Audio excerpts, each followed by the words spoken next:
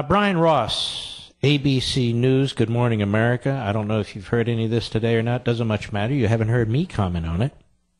We have a major Clinton donor, Rajiv Fernando, big Democrat donor.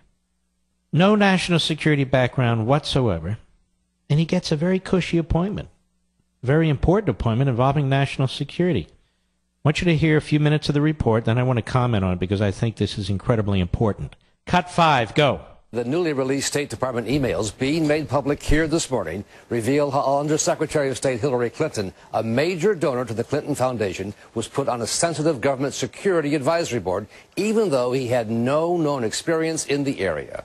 Members of the State Department's International Security Advisory Board include some of the country's most prominent figures on American nuclear strategy, all with top-secret clearances. But in 2011, the Clinton State Department also added this man, Rajiv Fernando, a wealthy Chicago commodities broker with no known connection to the national security world. I'd like to invite to the stage Raj Fernando. What he was known for before and after his appointment was raising and giving hundreds of thousands of dollars to Democratic campaigns and as much as $250,000 to the Clinton Foundation. ABC News, you have just a second to talk here. When we approached Fernando at the 2012 Democratic Convention... How did you get appointed to that board? Can you talk about that? How did you know my name, out of curiosity? He became upset, and we were threatened with arrest. Yeah, this is vetting the property. We'll be arrested. I'll be arrested for asking questions of this man?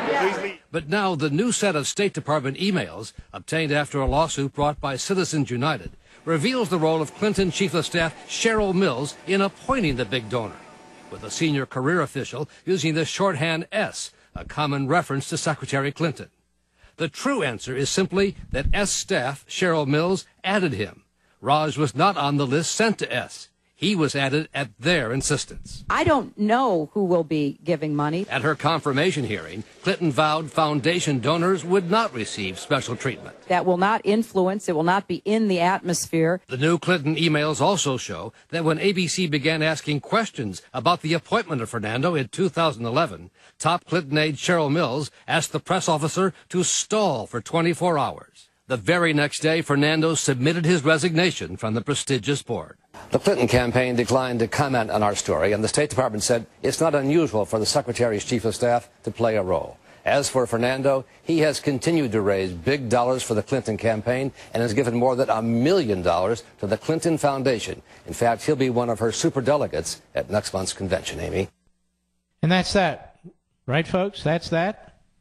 There they are selling high-level positions. Not just any positions, top intelligence. By the way, what Brian Ross did not say, or ABC News is, Barack Obama has a role in this. He's in charge of this government. If somebody like this is appointed to a top committee, his office knows about it. In fact, he might have been involved in it. But look at this. And hat tip to our friends at Right Scoop, by the way. Look at this. Major Clinton Foundation, Democrat donor, buys a cushy job. That's what we're talking about here. International Security Advisory Board. Now, Hillary and Elizabeth Warren and all the other left-wing goons, they can go on and on out there about, you know, this guy's rich and that guy's rich and they got no standards. But these people are stinking liars. They don't give a damn about our national security. This Hillary Clinton and her State Department role, Elizabeth Warren, she's a joke. She's Bernie Sanders with a dress. Bernie Sanders is Bernie Sanders with a dress. Mark, how can you say that? Well, you know. You got a problem with transgendering? I don't know if he is or not. Go ask him. Now, is this a problem? Is this a problem? They go to the spokes idiot, Mark Toner, over at the State Department briefing. Cut 6, go. Does the state have any concerns that the decision to appoint him was purely political, was without any national security considerations? Do we have concerns that it was purely politically motivated? No, I don't think so. It's not unusual for... as I said, a broad range of individuals to be vetted and chosen for these kinds of positions. Boy, do they think we're stupid. And the truth is, other than us, most of America is, and when it comes to this sort of stuff, they buy into the, no, it's not unusual. Not unusual for all kinds of people to be vetted for these positions. A broad range of individuals. We didn't ask you about a broad range of individuals being vetted, you dim. Anyway, we asked you about this guy. You were asked about this guy. How did he get the job? On what qualifications? Money, money. The liberals pretend they hate money. They love money. They just don't want us to have any of it. Now, this is a big deal. This is another scandal. The problem is these scandals don't seem to matter, do they, ladies and gentlemen? Didn't stop Barack Obama, the fact that he was buddies with domestic terrorists. Didn't stop Barack Obama that he was buddies with a mouthpiece for Hamas. Didn't stop Barack Obama, who his minister was. No, none of that mattered to anybody. Didn't stop Barack Obama, given his past in the state legislature, the state senate of Illinois. Everybody against partial birth abortion vote. I vote present. He votes present. None of that affected him. That's why this debate, this fight for the presidency needs to be over substance and issues. Our issues.